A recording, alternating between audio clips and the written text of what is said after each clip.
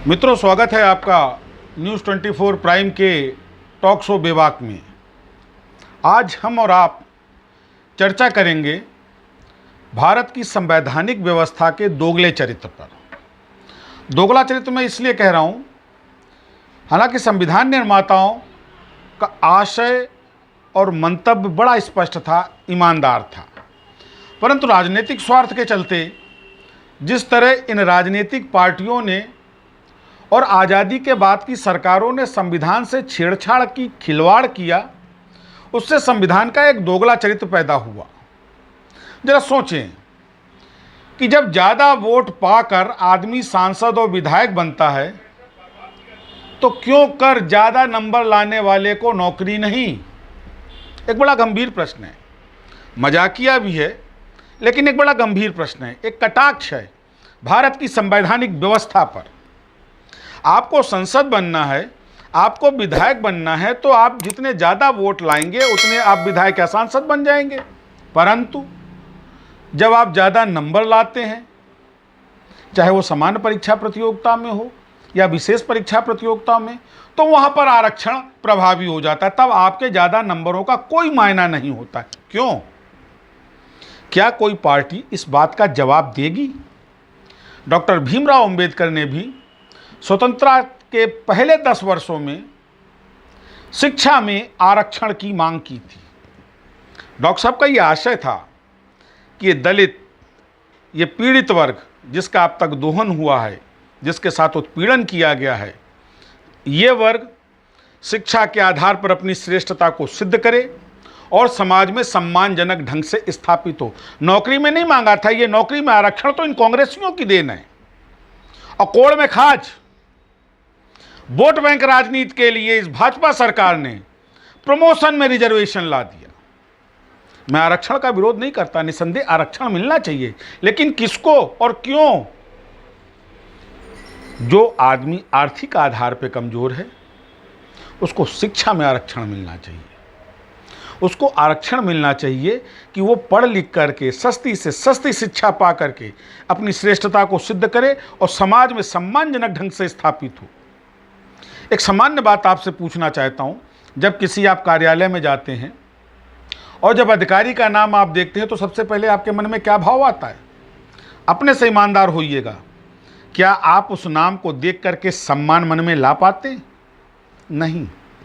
यदि सम्मान ही किसी अधिकारी के लिए नहीं होगा, किसी विभाग की व्यवस्था के लिए नहीं होगा, तो ऐसे लोकतंत्र का क्या औचित्य? एक बड़ा गंभीर विषय है और अब विचार करना पड़ेगा। हालांकि उम्मीदें नहीं हैं, क्योंकि वो चाहे भाजपा हो, चाहे कांग्रेस हो, चाहे सपा हो व बसपा, इन पार्टियों ने केवल अपने वोट बैंक को कंसीडर करना प्रारंभ किया है और इनकी प्राथमिकता केवल इनकी स्वजाति या इनका वोट बैंक है।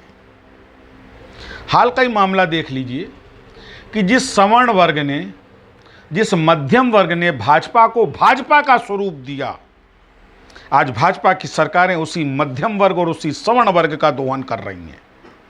बड़ा गंभीर विषय है। इस विषय पे हम आप फिर कभी बेबाकी से चर्चा करेंगे, परंतु आज जो मुद्दा है, क्या ये स्वीकार्य हो कि जब ज़्यादा वोट पा करके एक आदमी सांसद बनता है, एक आदमी विधायक बनता है, तो ज़्यादा नंबर लाने वाला प्रतियोगी परीक्षाएं पास करने के बावजूद पिछड़ क्यों जाता है? ये उसके साथ दोहरा व्यवहार क्यों किया जा रहा है? अच्छा, किया भी गया तो आज 74 वर्ष हो गए आज़ादी के, कब तक ये होगा? क्या अगर दलितों के साथ उत्पीड़न हुआ, उनका दोहन किया गया, तो क्या अब उसका बदला ले रही है सरकार? क्या उसका बदला ले रहा है भारत का संविधान?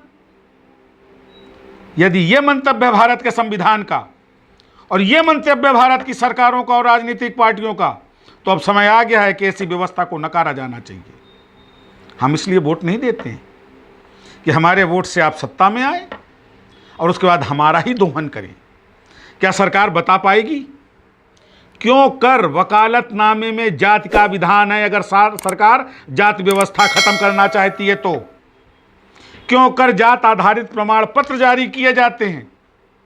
किसी स्वर्ण ने किसी को जाति सूचक शब्द से संबोधित कर दिया तो SC ST एक्ट लागू हो गया। और जब सरकार अपनी मोहर से जात प्रमाणित करती है तब तो ये दोहरा चरित्र क्यों? क्या इसी बात के लिए हम छाती ठोक के कहते हैं कि हिंदुस्तान दुनिया का सबसे बड़ा लोकतंत्र है? लोकतंत्र नहीं है, लोकतंत्र के नाम पर पिछले 74 सालों से हिंदुस्तान की जनता को बेवकूफ बना रही हैं ये राजनीतिक पार्टियां। प्रारब्ध की जिम्मेदार तो कांग्रेस है, लेकिन उसके स्वरूप को और विकृत करने की जिम्मेदार भाजपा भी है बराबर की। मजाक बना दिया है। आप सोचिए कि जिस सवर्ण वर्ग ने, जिस मध्यम वर्ग ने, जिस व्यापारी वर्ग ने भाजपा को भाजपा बनाया, क्या पहले संघ नहीं था?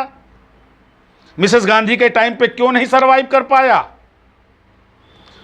मोदी जी का अपना